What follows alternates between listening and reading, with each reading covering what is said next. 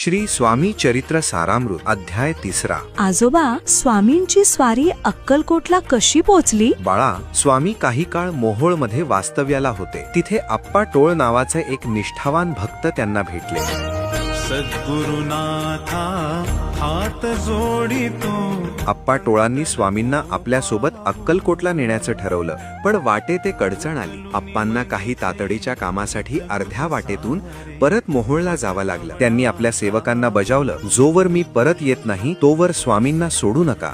त्यांचा इथेच मुक्काम असू द्या. पण स्वामी कोणाच्या आज्ञेत राहणारे थोडेच होते. आप्पा गेल्यानंतर स्वामी तिथून निघाले आणि थेट अक्कलकोटच्या वेशीवर पोहोचले. वेशीवर त्यांना एका मुस्लिम माणसाने पाहिले आणि त्याने आपल्या स्वामींची थट्टा करायचं ठरवलं. त्याने स्वामींना एक रिकामी चिलीम दिली आणि उपहासाने म्हणाला, ही घ्या, चिलीम प्या. स्वामींनी चिलीम हातात घेतली आणि काय आश्चर्य, तंबाखू किंवा विस्तव नसतानाही त्या चिलमेतून